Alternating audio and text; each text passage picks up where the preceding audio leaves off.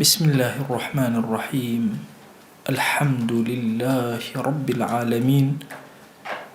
والصلاة والسلام على خير خلق الله محمد وعلى آله وأصحابه الكرام وتابعيهم بإحسان إلى يوم الدين. ربنا أرنا الحق حقا وارزقنا اتباعه، وأرنا الباطل باطلا وارزقنا اجتنابه. ربنا آتنا في الدنيا حسنة وفي الآخرة حسنة وقنا عذاب النار. برزان خوشويستانم كتابي نازداري الذريعة إلى مكارم الشريعة يكيك لكتاب زور نايبا كان زاناي باي برز راغبي أصبهاني نسيويتي زورك لعلماء بيانوايا إمامي غزالي زوريني كتابي إحياء علوم الدين لم كتابي أما ورقرتوه كمقارن وهاوشان يقبون لزمن يكا جياون. كتابي يكم بابي يكم لم كتاب بيروزا باسي أحوال إنساني كرت، فضيلة كاني إنسان، هيزة كاني إنسان، أخلاق وروشتي إنسان. لبابي دوما باسي عقلي إنسان، علمي إنسان، نطقي إنسان. أمانة أكاد لباسي علمه فضيلتي علمي بوباس كردين، أنواع علمي بوباس كردين، باسي مقارنة علم إيماني بو كردين كأوي علم تثبيتي حتما لأخيرا ليقينا أقات أوي كإيمان تثبيتي أكا. أمرو باسي ومن بو أكا أفرميه همو علوم بريتيا لسي علم، هاتشي علم لمسر زوياها لسيشتاكو أكاتو. أفرمي هني لعلم كان ربط يعني بلفظي إنسان وهي هندك بريستيان بلفظ معناه وهي هندك تنها معناه. أفرمي أويك اللفظة زور جورة هرشي علومي لغة هي لهمو زمانك، سواء زماني كردي بعربي بأمزياتر ما بس زماني عربية. علمي اللغة بالطوابي هرهم أجتا أم علومانويك بيوسى باللفظة. لواحق علوم كان لمسالي الشعر، لمسالي بخشان، لمسألة علمي اشتقاق كعلمي كزور قرنقل النحو للصرف همويا أتناو علمي سيو علمي ألفاظه. واعتبشي كي زور قورة العلوم بريتي لعلومي ألفاظ. حتى لزماني كردية إنسان كاتي كسيري أدبياتي كردي أكا، سيري الرزماني كردي أكا، سيري وشسازي كردي أكا. همو أمانة الربط يعني بشي وهي علمك ربطي بزماني إنسان، باراوي زماني إنسان. وما يشغل النعمة زور قورة كان كعلوم ربطيان بس وهي بالزمان وهي لهمو لغتك إلا ربطك بقوتها لنواني زمانا لقل علوم كان بويا همو كوملقايك همو نتويك خزمتي زمانك خوي أكا هولي داو خزمتي بك. أما بيوتر علومي ألفاظ، علومي معنى ولفظ من هي همو أوشتاني كربط من بيكتره وهي هر علمك بيوستي بيكتره وهي أولا للفظ معناه جاكي أبيتو. همو علم جدلياني كإخوانين أو علم برهاني ودليلياني كإين أو لزانسي منطقة هر همو بريتيا لشي بريتيا لعلومي معناه ولفظ. حتى بلاغة كبيوستا بوي كإنسان قصيب كقصكا لو مقاما شياوبه واتقصيكي فصيحي شاكا لمقامك كمقامك مقامي أو قصيبه لبروي بيوستا برانبركي ومقامي برانبركي وتيجيشتن لبرانبركي همو أمانة للفظ معناه جيجان أبتو. حتى حد العلماء فرمينا مسائل شعر وأدبياتي شعري وأنا همو أجتنا لفظ معناه وشكبو أم كسائل تعبيري ناخي خوي بداته وكومالي وشك برانبركاني تيبقيني واتا علمي كم جوركاني هرهم وعلومي كي زور لجير علمي لفظة كوبته والدوم للفظ معناه كوبته السهم لم معناه الروتا. أفرم معناه يرد جور هندي شيء بس علمية، هندي شيء علمي وعملي. أواني كعلمين همو علوم كان عقيدة إسلامي لواجه جانب معرفتي خوا، معرفتي بيغمبر صلى الله عليه وسلم، معرفتي ملائكة، معرفتي الدنيا آخر بهشت آجر همو أمانة لا معنى علمي تويا كأبنا واتتو كاتك خريج علوم كان أبي هندي لو علوماني كفيري أبي هلا منالي. وطبعا لا وتارك عرزم كردون ك دميري رحمتي خوي اللي بين حياة حيوان الكبرى كيش كتابة عظيمة كاني أفرمي أقل لنا وبتشي آجلا كان سير بكي لبتشي حيوانات وجاندارانا سير بكي لهمويا لا واستر بتشكي إنسان. يعني أستوى ودي قد بدن کرمێک بێنن بەچەکەیەت یان دوو پشکێ بێنە پێش چاوی خۆت پشتی دایکی تەقی و ئەم دوو پشکانە هاتنە دەرەوە ئەزان چ زیان بۆچی بەکاربێن ئەزان چی بخۆن ئەزان چۆن بڕۆن ئەزان چۆن شت بگرن ئەزان چۆن داو بنێنەوە هەرچی شتە ئەیزان هەتا گەورە ئەبن باشە ئەم معریفەی مناڵیان زیاد ناکە هەر ئەو معریفەیە گەورە ئەبێ لەگەڵیانە بەڵام ئینسان وها نییە سبحان الله کە لە دایک ئەبێ لا يعرف شيئا ئەبەدەن هیچ نازانێ دوای مەسافەیەکیش هاواری برسێتی ئەکا وردە وردە اینجا دواتر هاواری ئازارەکە هاواری نەخەوتن ئەکا دەی ئەزان بۆ پێوتێ طفل لە زمانی عەرەبیە تەطەفول یعنی شوێن کەوتن تەتەبوع شوێن ئەکەوێت شوێن دایکی ئەکەوێت دەی تا فێرە بێ ئەزان چەند بە زەحمەت شیرەگرێ هەتا فێرە بێ هەموو حیاتی سبحان الله ئەم مناڵە بە تەعەلوم و فێربوونە لەناو حیواناتیشە بەس ئەم بەم شێوازەیە کە علوم زۆر گرنگە بەشێک لەم علومانەی ئینسان هەر لە مناڵەوە فێری ئەبێ علومی ئەلفاظ ئەنێمە مەسەڵەن مناڵێکی بچووک سەرەتا بە الله لەگەڵە دەست پێەکەین تا دەی زمانی گۆ بگرێ دەی وشەی الله بڵێ باشە وشەی بابە و دایەک ئەڵێ کەمە لەگەڵ یا حتا فێری زمانیەکە هەمووی ئەمە لە علومی لوغەتە جێگەی بێت ئەمەی نوعێکی زۆر گەورەیە لە علوم هەندێ مناڵی وردە نەبێت کە خوا وەکو ئیعجاز وەکو عیسا عەلەیهی السەلام کە لە مناڵیە قسەی کرد بەبێ تەعەلوم بەبێ تەتەبوع خوا لەفزی يعني ڕەحمەتی لەگەڵا کرد و نیعمەتی لەفزی یەکسەر پێ عەتا کرد ئەگەنا هەموو لەفز ئەزان چەند جارمان و ئەبی تا ئەم مناڵە ڕێگەکەیتەوە من مناڵێکم تقریبا تا ئەو گەورە بوو حەر بە مەکتەبی ئەوت مەتکەب قەلبی مەکانی شەکە لە عیلمی سەرفە هەرچیمان ئەگەر پێ چارەسەر نایەکرا هەتا ماسە شێخ ئیبراهیمی خۆمان پێوە شێ بخڕایم حتا پێمان ڕێکردە کورە ئەوە شێخ ئیبراهیم شێ بخڕایم نیە فائیدەی نەبوو زۆر بە زەحمەت يعني تۆ تەسەوور کە علومی لەفزی وە نەزانێ علومێکی کەمە زۆر گەورەیە علومی لەفزی و معنەویش زۆر گەورەیە بۆ ئەم مناڵە تۆزێک گەورە ئەبێ بێنە پێش چاوی خۆتان اینجا مناقەشە ئەکا تۆ پرسیاری لێکە جوابت ئەداتەوە باشە هەڵە ئەکا بورهان بۆ هەڵەکەی خۆی ئەهێنێتەوە ناوە علومە ئەو مناڵە وردە فێریوە جەدەل ئەکا باشە مناقەشەی فکرەکەی خۆی ئەکا ئەو شتێکە خۆی پێڕاستە هەوڵ ئەدا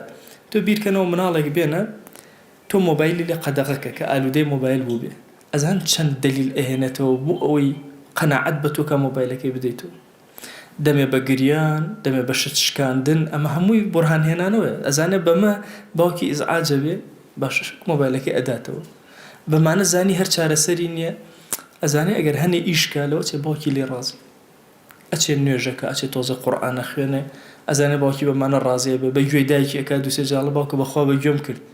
تەنها لە پێناوی مۆبایلەکەی بدرێت ئەوە هەمووی علومە علومی بورهان هێنانەوەیە علومی حجە هێنا علومی جەدەلە هەموو ئەمانە نیعمەتێکی زۆر گەورە علومە معنەویەکانیش ئەوانەی ڕەبتیە بە معناوە هەیە یا پەیوەستە بە عیلمەوە وەکو ئەوی باسم کرد وەکو عەقیدەی ئیسلامی یا پەیوەستە بە عەمەلەوە ئەو علومانەی کە پەیوەستە بە عەمەلەوە زۆر گەورەیە يعني علمكمان هيا تنها تو أيزاني وبس علم اشترمان هيا ناكار لزانينا نية أبي جيبجيكي بون منا هرشي علومي سنن سياسات هيا طبعا أما وشي سياسة حالتي قيشتنك هي لفقه كونا يا لغة علماء كونا سياسات بشتيكي زور قول أو تري بون منا كسيك جوتيارة زور بباشي أتواني أم قولي پروردكا سێرەکەی ئافرەتێک لە ماڵەوە زۆر بە باشی گوڵەکانی خۆی پەروەردەیەکە گەشەیان پێئەدا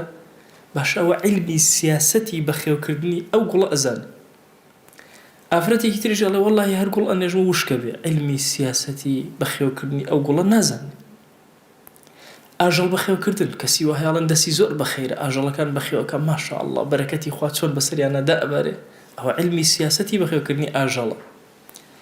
بويا لفرماشتك أفرمي كان بنو إسرائيل يسوسهم الأنبياء بنو إسرائيل كي سر برشتي كاركاني بيغمبران عليهم الصلاة والسلام هات سر برشتي أنا كر بويا أم بشل علمي عملي إنسان بيوتي السياسة لها مباركانا بيوتي علومي سياسي لخوندنا سياسي لكشتوكالا لزراعة لاقتصادا همو ئەو کاروبارانەی کە ئینسان ئەیکە هەر هەمویان حتا لە بردن بەڕێوەی وڵات و نەکە درۆ دەلەسەوە بەزمەی ئەمڕۆن پێ ناوتێ سیاست لە فقهی ئیسلامیە فقهی ئیسلامی زۆر عەظیمە بۆیە ڕەحمەتی خوا لە ڕاغبی ئەسفەهانی بێ ئەفەرمێ ئەو علمەی کە واجبە بیزانی بۆی ئیشی پێ بکەی پێوتێ علمی سنن پێوتێ علمی سیاسات پێوتێ علمی شەریعە پێوتێ علمی ئەحکامی شەرع پێوتێ مەکاریمی ئەخلاق پێوتێ عیبادات معاملات پێوتێ علمی مەطاعم چی حەڵاڵە چی حەرامە مەناکح مەسەلەی ئەحوالی شەخسی مەزاجر زەجرەکان کەسێک ئەم گوناهەی کرد عقوبەکەی چی ئەمی تری کرد عقوبەی چیەوە تەوانەوە بەشێکی بچووکە لە فقهی عەمەلی ئیسلامی لە فقهی شریعەتی ئیسلامی تەوانە ئەگەر ئێستا ئێمە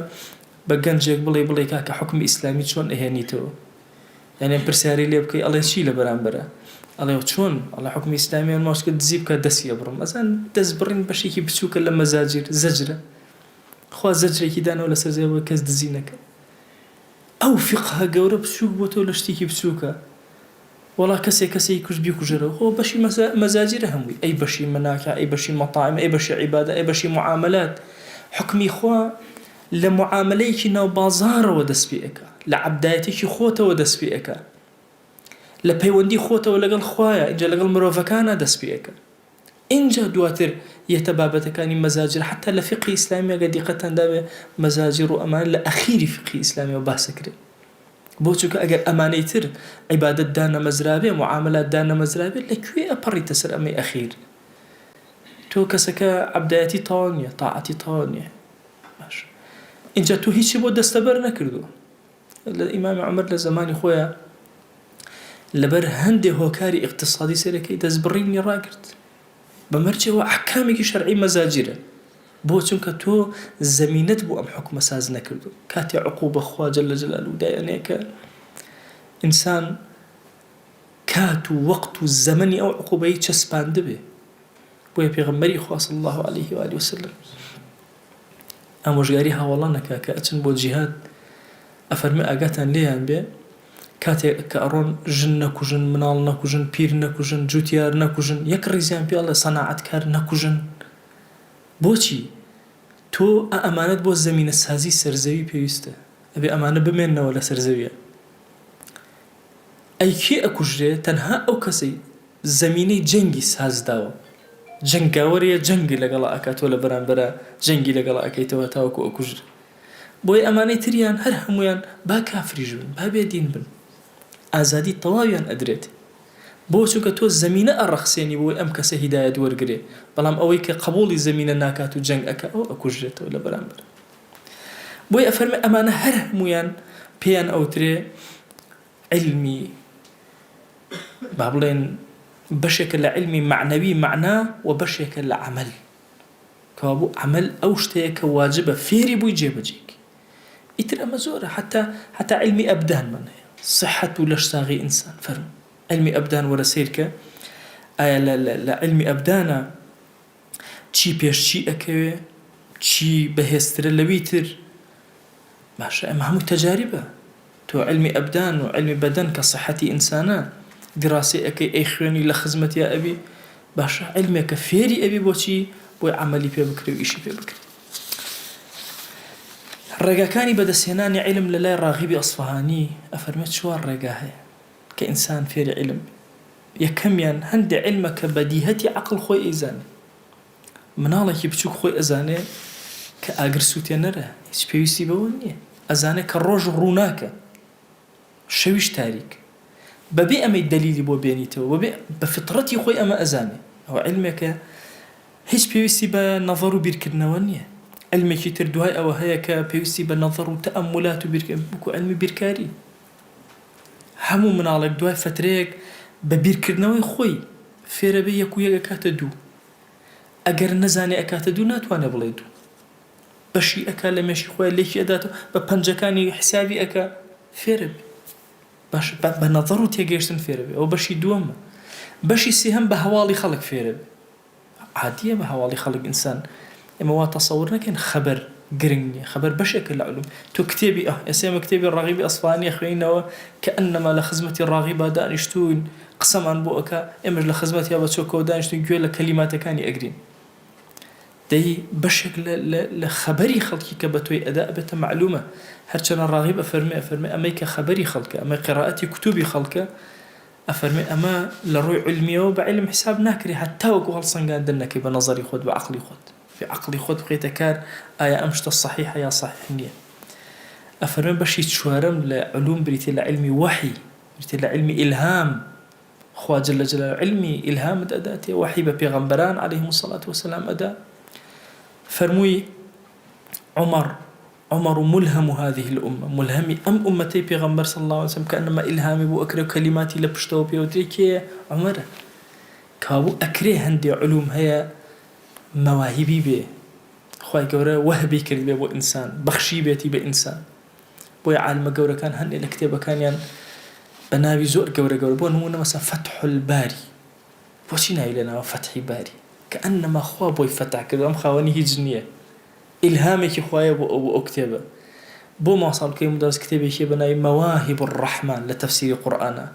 كأنما خوا موهبي كردوا بخشندي بس الأداء برنا أكتابي نسوي أخوي مستوى أوينية حتى رؤيا وخوبينين هندجار أبيت معي علم أفرمي علوم كان أبم شوازن رجع كان يبدأ سيناني احتمال ببديهتي عقل دسكي احتمال بجهتي نظر بخبري خلقي وخيرنا يكتب يا بوحي يا بملهم كأو بشي شوارم لدواي أما باسي شي من بوكا باسي فضيلة علم من بوكا باش علم كان إما شون بزين كاميان لكاميان قورتر أفرمي بدوش تا إما علوم كان لككين أفرمي كم سيري ثمري علم كان أكي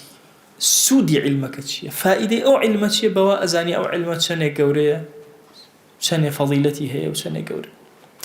بون منسري علومي ديني أكي علومي ديني شي فيري توك فيري أم دنياتك شون بجي أم دنياش بو أكا بمقامك كآخرتي في بكر يعني من دواي مردن أزانم تشي بكم بله دواي مردن أزاني تشي أكي لنا وقورا تشيد لي هل أسيته وتشيد لي دي حتى هجي لك ناري بهشت ثمرة كي أميتو أخاتنا وبهشتو والله ثمري بهشت أو أن دقوري هيج برانبري ناوسيتو بويا علوم الديني لقمي برزياء علمي الطب سيركي الله كاك شرفي علمي طب لتشياء الله صحتي أبداني إنسان لش ساغي إنسان كان له فائدة كي أمية كهو علمي الطب زور قرنج بويا بشيق قرنجي علمك لعلم الطب دي أما بشيق كهو تو يا بسيري ثمرك أكي يا سيري مبدأ كاني أكي تشنية تنوت والله هندي علوم هي مبدأ كاني زور تنوت والله شلون بنمونا علم حسابات والرياضيات وبركاري سيركن أو مبدأ أنا زور تندم بتون مثلا تو حساباتي جدول ضربكي يقدانا غلطناك للناقصة داني غلطناك للزائدة داني غلطناك حموي شتي يكساني مسلماته حتى مسلمات بقوة تربي علم بقوة تربي بويا الرحمة يقول الراغب أفرمي أقربيته مقارنة بكي لبيني علمي طب وعلمي حساباته سيرك لروي مبدأ وعلمي طب زور بقوته علمي لروي مبدأ وعلمي حسابات وبركاري بقوته لروي ثمرة وعلمي شي بقوته علمي طب بقوته بو أويك بعلمي طب تثبيت أبي همو تجارب همو يكو يقاكات الدنيا وكو علمي بركاريني غلطنك أبو علمي طب زور كات غلطك إنسان تيا أكجري أمري أفوتي علمي طب قيشتو تأوي الله مثلا فلانا علاج باشا بون من الله مثلا بابلن بوكاتي السرما وتروتو شو ما اللي مو زوزر باش يان دارچيني زوزر باش كسيك إخوة باش نبي يكتر إخوة باش نبي شو كما علمك تجريبية لا سطيني وكو بيركاري كابول لروي بيجيشتني علمك وسرتا علمك وكاميان بهستر علم حسابات وبيركاري أي لروي النتيجة بيركاري آية بوصحتي إنسان سودي هي يان بو فكري إنسان وركرنا وهندبا بو هندب مسائل فكري وبدني إنسان سوديني كابول لروي بدنك وأميان فضيلتي جورتره لروي مبادئ أو أميان فضيلتي جورتره بو فرم هندي علوم هي للروانجيك وكمل الروانجيك ترى وجورتره فرم تنها علوم الديني نبي أقرب معنا شمولة كسيريكي لروي تثبيتاته وتثبيت لروي ناوروك وبو الدين الدنيا لروي ثمرة بهشت في أداء أفرمي لهم الركانو لو بري توك ميو عظيم يا بوي لو بري برزي آية إنسان شي لم علمانا بخوينه بكاميان وخريك وسرقال خەریکی علومی دنیاوی بێ، خەریکی علمی دینی بێ، خەریکی علمێ بێ کە ثەمەرەکەی زۆر بەقووەتە و بەروبوومەکەی زۆر بەهێزە، لا خەریکی علمێ بێ کە ئەوەلیاتەکان و حسابیاتەکانی زۆر بێ. کامیان ئەفەرمێ حەق وایە ئینسان یەک علم لە علمەکان لەسەر زەویە تەرک نەکە. حق الإنسان ألا يترك شيئا من العلوم أمكنه النظر فيه. چنێ توانی لە علمێکە قاڵ بێتەوە سیرکە تێبە فکرێ نابێ هیچ یەکێک لە علمەکان تەرککە. هەرچەندێک عمر توانی مەجالی بداتێ، ئەیتوانی بۆنی علمەکان کە ئەیتوانی چێژیان لێ وەرگرێ. ئەگەر هەر عمر مساعدەی کرد بتوانێ هەر هەمویان بە تەواوی بە کاملی وەرگرێ بیکەخاتە ناو جەستەی خۆیەوە. چونکە ئینسان سبحان الله هەر علمێکی نەزانی ئیتر ئەبێتە دژی ئەو علمە. بۆیە شعرێکی هەناوە ئەفەرمێ فمن يك ذا فم مر مريض يجد مرا به الماء الزلال. ئەفەرمێ کەسێک کە نەخۆش بێ دەمی خۆی تاڵە، ئاوێکی زۆر سازگاری وەکو ئەم ئاوە ئەخواتەوە هەستەکە تاڵە، ئەڵێ ئاوەکە تاڵە، ناڵێ دەمی من تاڵە. بۆیە ئینسان لە علومەکانە ئاوە، علومەکان وەکو ئەم ئاوە جوانەوە. زۆر کات ئینسان کە ڕقی لە علمەک ئەبێتەوە هۆکاری ئەوەیە حاڵینەوە لە علمەکە، قاڵ دەبۆتەوە لە علمەکە، تێنەگە بۆنی نەکردووە، تامی نەکردووە، تەغەذی نەکردووە پێی، نەیچەشتووە. وإذ لم يهتدوا به فسيقولون هذا إفك قديم. كافران شر أواب كاتێکەوە عینادیان لەگەڵ دینە ئەکرد و عەداوەتیان لەگەڵ دینە ئەکرد، کاتێک ئەم هیدایەتە چێژیان لێوەرنە ئەگرت، ئەیان و کورە ئەمە درۆ دەلەسەیەکی کۆنە ئەوانەوت. بۆیە ڕەحمەتی خوا لە مەولەوی بێ لە فەضیلەیە ئەفەرمێ منکر ئەولیائنا معذور من لم يذق. ئەفەرمێ ئەو کەسە ئینکاری ئەولیاکانمان ئەکا معذورە چونکە زەوقی نەکرد، چێژی نەکرد. بۆیە کەسێک کە ئینکاری ئەو ئەکات ئەڵێ کاکە وەلی خوا هەر لەسەر زەویان نییە، بۆ چونکە چێژی ڕەفاقەتی ئەولیای نەکرد. کەسێکی تر مەسەلەن ئینکاری مەسئلەیەکی زۆر گەورە چێژی لێ وەرنەگرت. لەوە کەسێک کە بێ ئینکاری دوعاکە بڵێ کاکە دوعا هەر گیران نابێ، بۆ چونکە چێژی لە دوعا وەرنەگرت. کەسێک تر اعتیادیە ئەڵێ خوا هەر نییە، بۆ چونکە چێژی لە وجودی خوا لە حەقیقەتی خوا وەرنەگرت لە معریفەتی خوا. ئەفەرمێ هەندێک لە پیاوە زۆر گەورەکان کاتێک کە زۆر پیر بوو بینیان خەریکی فێربوونی هەندەسەیە، وتیان ماڵکەوە بەو پیری خەریکی چیت؟ وتی وەڵڵاهی ئەترسم لەوەی کە لەبەر ئەوەی جاهلم بەم علمە جۆرێک لە معادات لە دڵما بەرامبەر بەم علمە دروست بێ، بۆی ئەمەوێ فێری بم بزانم ئەشکال و شتانە چی، شتێک لە هەندەسە فێر بم. چەندێک عمر باقی بوو ئینسانە بێ لە علمە سەرفیکە لە ئەنواع و ئەشکالەکانی علمە. ئینسان هەتا وەکو علومەکان فێر نەبێ ناتوانێ مەنزیلە علمەکان بزانێ، ناتوانێ شکری خوا بکات جل جەلاله لەسەر ئەو نعمەتە جوانەی کە عەتای کردووە لەناو ئەو علمە. کەسێکەوە مهندسە ئەزانێ ئەم علمی هەندەسە ثەمەرەی عەقڵی ئینسانە و عەقڵی ئینسان چۆن تەتەووری کردووە لە کوخێکی بچووکەوە بۆ ئەم ماڵە جوانە. خۆ وەکو چۆلەکەیەک نییە هەمان ئەو هێلانەی زمانی ئادەم عەلەیهی سەلام ئێسەش ئەوەی هەبێ. ئەگەڕێ تەتەوور ئەکا ژیان بەرەو گۆڕانکاری هەمووی بە علمی هەندەسە ئەڕۆ. بۆیە ئەو کەسێک کە مهندسە ئەزانێ چۆن سوپاس کە، ئەو کەسێک کە فێری علمی هەندەسە ئەبێ ئەزانێ چۆن سوپاسی باری بکا جل جەلاله و خالقی خۆی بکە. ئەفەرمێت دەی وەرە بیرکەرەوە تەنها و تەنها لە نینۆک بڕێک مقرازێک، ئەڵێ بیری لێ بکەرەوە باشە چۆن ئینسانیەت گەیشتوتە ئەوەی باشە ئەبێ یەکەم جار بە چەقۆ ئادەی نینۆکە بکە زۆر بە زەحمەت هاتوو بەم ئاسانیە دوو با بڵێن شفرەی زۆر بەقووەتی خستۆتە بەرامبەر بە یەکتر بە ئاسانی ئەمنی بە شێوازێکی واش بۆ نینۆکی هەرەومان ئەشێ ئەکرێ تەرتیبی ئەکەن لە 5-6 لاوە کاری خۆیەکە. باشەوە عەقڵە بەچی گەیشتوتە ئەوە؟ ئەفەرمێ ئەلێرەوە ئینسان شکری خوا جل جەلاله ئەکا و تەعزیم و گەورەی خوای بۆ دەرەکەوێت کە ئەم عەقڵ و علمەی داوە بە ئینسان کە بگاتە ئەوە هاواری لێ هەڵەسێ کە نینۆکی ئاوا ئەکات ئەڵێ سوبحانە الذی سەخەڕ لەنا هذا، خوای سوپاس بۆ تۆ، پاک و بێگەردی بۆ تۆ کە ئەم شتت بۆ ئێمە تەسخیر کردو، عەقڵت تەسخیر کردو تا ئەم شتە تەسخیر کە بۆ ئێمە. چونکە هەدەف لە علمەکان و ناسینە علمەکان خۆ خودی علمەکان نییە، بریتیە لەو پەیوەندیە کە ئینسان لەگەڵ خوای خۆیان جل جەلاله جێبەجێیەکە. ئەفەرمێ خەڵک دژایەتی علومەکان ئەکەن، أو الرجاني كبر ولا إخوة أرون أفرمي منازل زورة هر علمك خوي بخوي منزليك لمنزل كان وأخوا جل جلاله لهمو زمنك كومال حفظ أنا ري بارزجاري لو علم بكن أواني كبارزجاري لعلوم كان علم كان شون مجاهدين هر يكان سوشك أقربوا أمتي إسلامي نك بهمان تشن علماء جبوا شوازن لهمو علم كان بوي أفرمي إنسان سرتاك تسبيئك لمعرفة خوا ودسبيئك ناسين خوا وجل جلاله دواي كلامي خوا لبرأك دواي جوي لحديثي بيغمبر أبي صلى الله عليه وسلم دواي لفقه تيئك علمي أخلاق ورع أخوين علمي معاملات فير أبي همو أو علماني كما بيوسيان بأدلة هي فير أبي بوي دليل بو أمانة بدوزته دي أمانة هم درجات عند الله هر يكيان بلاي شي هي لهر مستوياك بلايكت هي أو كلمة سرتاي فير بوني قرآن كلمة فير أبي بلايكت هي دواتر تفسيري فير أبي بلايكت هي دوا علوم القرآن فير أبي بلايكت هي وتبدأ بلاكان سركون ما صحابي محمد سعيد يادي بخير به أي فرمو بس يمنا وندو مراكز القرآن وأنا ما ناكل أي فرمو الحمد لله الدين زور قشيكل أي رجارك أبو للسيروانا كمنالك فير أبو يرملونا أم كلمة فير أبو بس بالله ما بيأكل قش أوي الحمد لله يكي فير أبو الدغام يعني شي نون ساكن والتنوين بقات أم حروف يرملونا أبي الدغامك وليش بدا على كمنال ليش أداة ظلمان أكراء وشوي كذا وعلمين أزاني أي استا ما شاء الله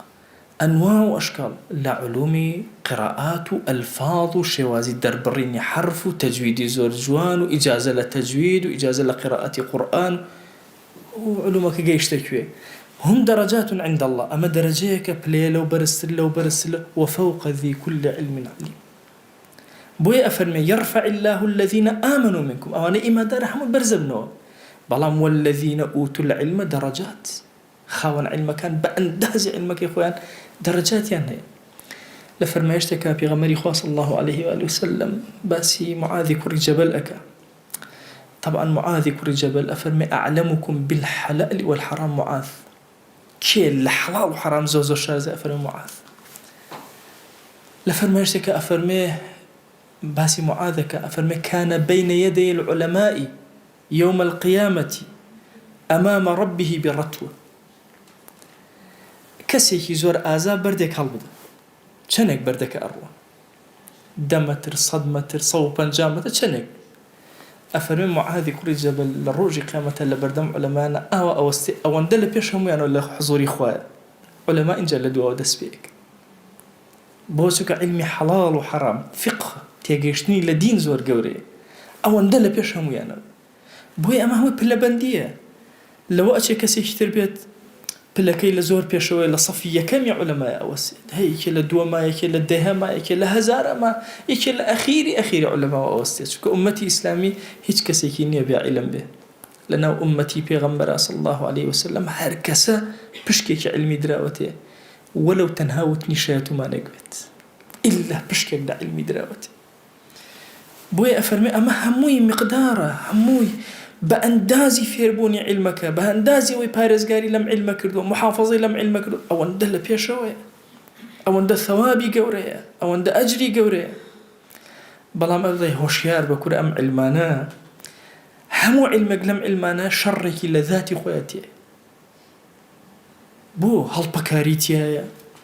هركسي أيو طالب حتى علوم الديني أيو طالب رئاستك أيو شورت بياك أيو نابانجي بيدرك أيو باري بياك وكو إمام غزالي رضا رحمة الله إحياك أفرمي علم خوي بو خوي شورتي لقلا هذا بو شورت مخيونا كراش خوي شورتي لقلا أفرمي خوي بو خوي رئاستي لقلا خوي بو خوي ماضي لقلا علم بيوزناك أفرمي يكشتي لقلا يكشت بو خوا بوني لقلا الله بس بو أخذ مالوك لكن أواني تر الله تحصيلي حاصل جاء تحصيلي حاصل لزماني ملاكانا يعني اشتيكي هبو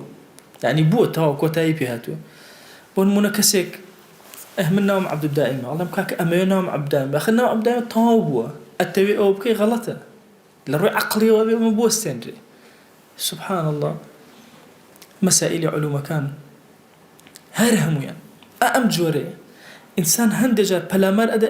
بەهۆی ماڵ پەیاکە ماڵ لەناو عیلما هەیە شۆرەت بە شۆرەتی هەر لەگەڵا پێویست ناکە یەکشتی لەگەڵ یەکشت ئەویش ئەوەیە لەبەر خاتی خوا بێ جەل جەلالو ئەفەرمێ بۆیە زۆر کات ئەبینی منازلی ئەهلی علم ئەمیان حسادەتی بەرامبەر بەویتر هەیە ڕقی لەویتر ئەبێت ئەوی قسە بەرامبەر ئەویترەکە ئەمە حاڵەتێکی طەبیعی ئەبینی لەناو ئوممەتە ئەبینی مەلایەک لەسەر مەلایەکتر قسە ئەکا داعیە لەسەر داعیەکتر قسە ئەکا گەنجێ لەسەر مەلایە قسە ئەکا گەنجێ لەسەر گەنجێتر قسە ئەکا هۆسەیەکە عالەمی ئیسلامی هۆکاری چییە ڕەحمەتی خوا لە ڕاغب بێ ئەفەرمێ مە حەسەدێکی خەفی لەناو ئەمە عەدووی جەهلە چونکە ناگاتە پلەی ئەو هەیە بە جۆرێک لە جۆرەکان لە ڕوتبەی ئەو پێیانەتە خوارەوە بۆی بگاتەوە مستەوای ئەو ئەسڵەکەی لەبەر خاتی خوانیە بۆیە علمی ڕجالێکێکە لە علمەکان کە زۆر ئینسانە بێ ئاگەی لە دڵی بێ لە کاتیەوە کە باسی عەبدێ لە عەبدەکانی خۆ ئەکرێ بۆ باسی ئەەکەی بۆ ڕقلەیەتی پارەی زۆرترە دەرەقەتی نایە هەرچی ئەەکەی تۆکە و کەسابەتە پێ ناکرێت وڵای کورەکە کە حرام خۆرە کورە هیچ نییە پارە سپی ئەکاتەوە نازە ئەنواع کەلیمات بەرامبەری بەکارێنی بەبێ ئاگەو لە هیچ جارێ بە بیرمە گەنجێک باسی پیاوێکی باشمان نەکرد خۆ ماسە پارەی حرام تم بۆچی پارەی حرام وتی وڵا پارە سپی ئەکات و تم پارە چۆن سپی ئەکاتەوە یعنی چۆن هەرچی هێنایە بردنێت توای تعریفی پارە سپیکردنەوە بۆ بکە تو کوڕی خۆم هەرچی قسەیەکی ناوێ بیکەیتەوە تو هەر نازانی پارە سپیکردنەوە چی چۆن وڵی پارە سپی ئەکات باشە لە قیامەتە ئاوا ڕایانگر ئەم پیاوە ساڵحە ئەم هەموو خەیر و خێراتەیە تو ئەم قسەیە بەناوی چی جوابی خوایت چی ئەڵێ بەناوە تو مە حەسەدێکە لە داخلی ئێمە ئەو هەیەتی ئێمە نیمانە حەسادەتی بەرامبەر ئەبین بۆیە زۆر ئەبێت لە مەسەلەی عیلما ڕێک ئاوها مەلایەک ئەبینی یەک دنیا جەماوەر بە پشتیوەیەتی یەکە خەڵەتی کردووە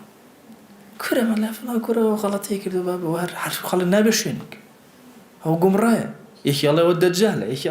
هۆکارەکەی چی بەس ئەوە هیچی تر نییە حەسەدێک لە ناخا هەیە دوژمنە بەو عیلمەی ئەو چونکە ئەم نەگەیشتوتە ئەو پلە نەگەیشتوتە ئەو ڕوتبە خوا جل جلاله ئەم ڕزقانە تەوزیعەکە خۆی ئەزانێ ئەم عەبدە چی شایستەیە و عەبدە چی شایستە ئەوە تەداخولە لە کاری خوایە جل جلاله بۆ ئەتەوێت دەوری ئەم عەبدە چۆڵ ببێ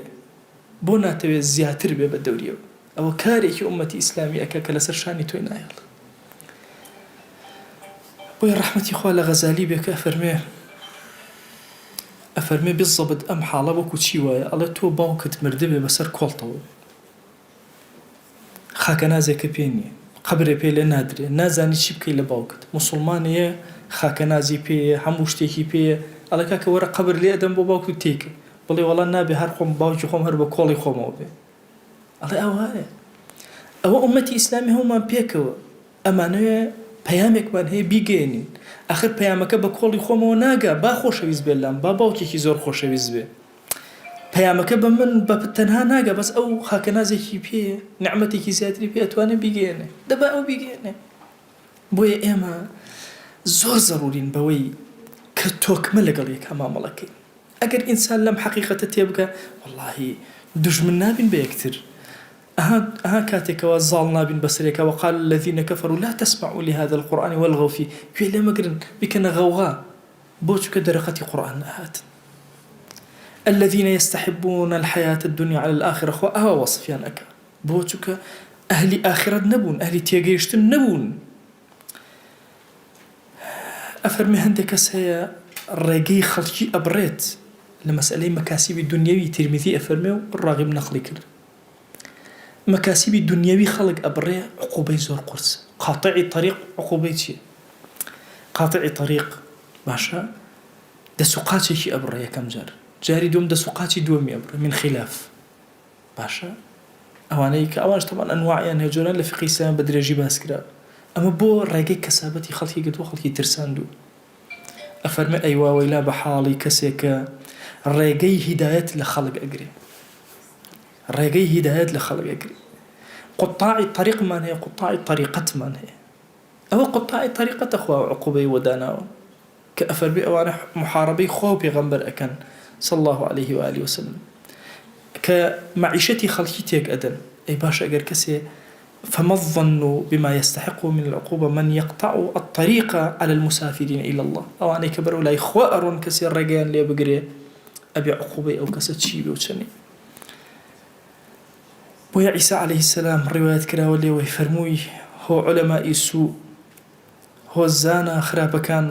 ئەوە چیتانە لەسەر دەرگای بەهەشت دانیشتوون نەخۆتان ئەچنە ژوورەوە نە ئەهێڵن خەڵکی تریش بڕۆ. ئێوە وەکو بەردێک ئاوهان خۆی سوود لە ئاو وەرناگرێ و گەشەی پێ بکە، بەڵام ڕێگە لە ئاو ئەگرێ هەتا وەکو بەناو خاکا بڕوا و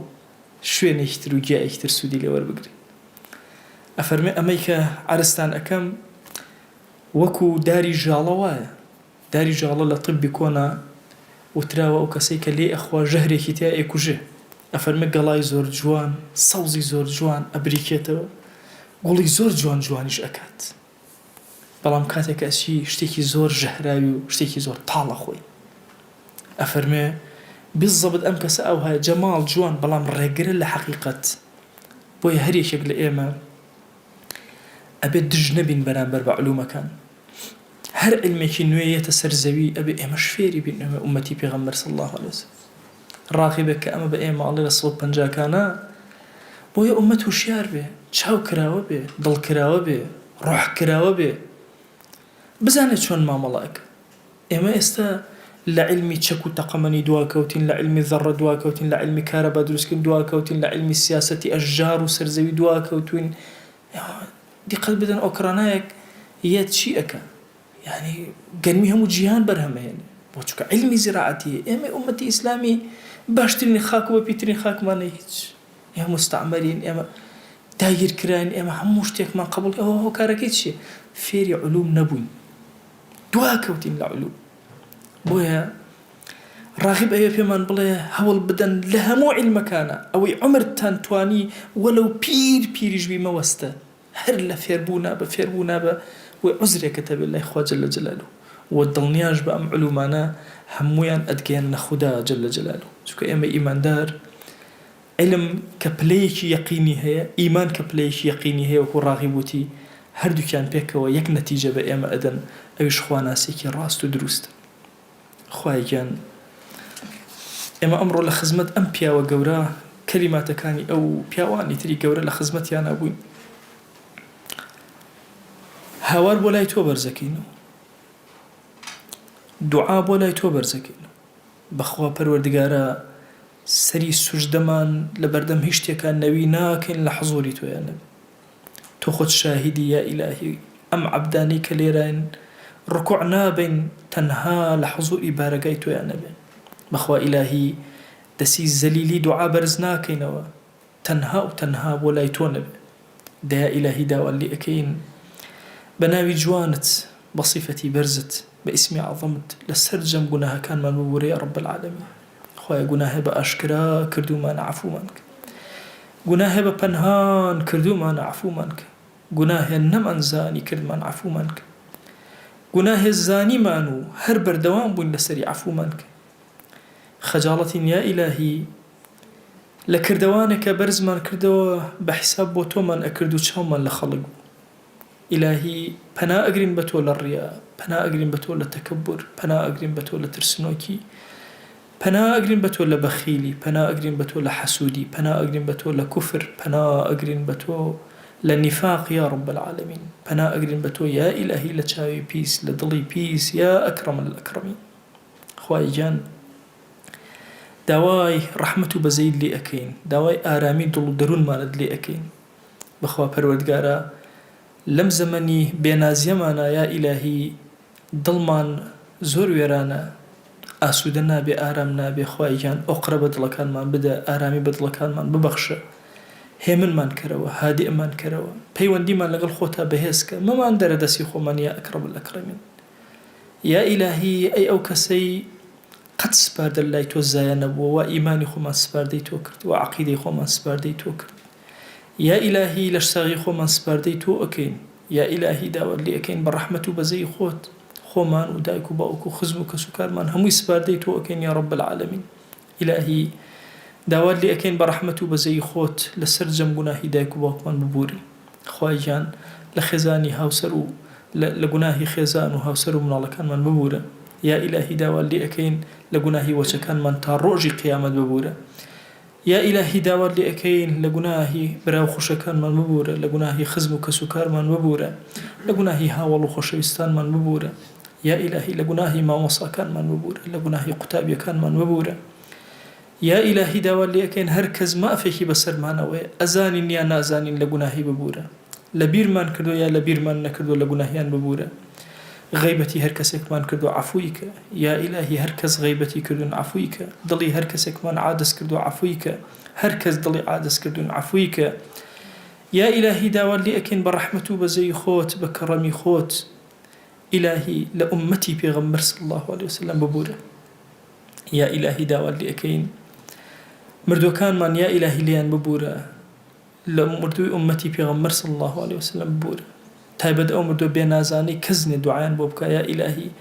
وإما دعايان بو أكين يا إلهي لقناهي هميان ببورة يا رب العالمين يا ربي خواجان صلاوي ضلي إما بقينا بيغمبر صلى الله عليه وسلم يكنا من لخزمت يا بينا باس من كلا حضور يا رب العالمين خوشويستي ناخي إما بيبقينا يا أكرم الأكرمين صلاوي إما بقينا بيغمبران عليهم الصلاة والسلام رضواني إما بقينا أصحاب يا أرحم الراحمين رحمتي نازداري خود ببارنا بسر أولياء بسر صالحين بسر علماء بسر عابدين بسر أمتي بيغمبرا صلى الله عليه وآله وسلم يا إلهي داوار لي أكين برحمته بزي خود قرفتك من يبو من شار السرك أو من بحال مال دارك أو من بمنال منالي بعطاك أو من بمنال منالي صالحك أو من كم رزق رصي حلالي زيادك يا إلهي داوار لي أكين برحمته بزي خود أو من يا إلهي توشي قرفتك بو شار سرك يا رب العالمين خويا داواد لي أكين لد أبارينا ولد ألالينا وشار سري قرفتك كان منك يا رب العالمين خويا جان نخوشي كان من شفا بدا نخوشي مادي ومعنوي كان من شفا بدا أو نخوشاني بيمان زانيون أو نخوشاني بيمان نزانيون خويا شفا ما وبنيري يا الشافي بستو شافي يا أكرم الأكرمين يا ربي خويا جان قناهي زور من هي درقتي خو من ناين قالوا دي هندي لقناها كان بوين حاناي الضعيفي فقيري الزليلي خومن لنا وقناها كان دستوساني من لبردم شيطانا برزكين وبلايتو تو يا إلهي ولي إيمي تو مولاي إيمي هانا بلايتو إهنين يا إلهي برحمته بزي خود بكرمي خود تو خود سر برشتي مانك ما من دردسي خومن بو شركساتي يا رب العالمين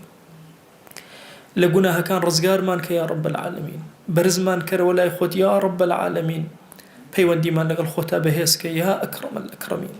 یا ربی خۆیە ئێمە شەرمەندەین کە کەلیماتی ئەم پیاوە گەورانە ئەخوێنینەوە بەڵام لەم زەمەنی فەسادا یا ئیلاهی ئەم کەلیماتانەمان هەڵبژارد هەتا وەکو ئەم کەلیماتانە ئەزانین لە زەمەنی پێغەمبەرەوە صلی الله عليه وسلم نزیک بوون یا ئیلاهی هانامان هێناوە بۆ لای تۆ بە ڕەحمەت و کەڕەمی خۆت بە بەزەیی خۆت بە عەزەمەتی خۆت یا ئیلاهی بە کەریمیەتی خۆت يا إلهي هاوار بكريمتي توكل أم كلمات أنا بكر الشفاي آزار وبرينا كاني ناخمان دروس من كبو خوت يا رب العالمين خويا دروس من كبو خزمتي دينك يا أكرم الأكرمين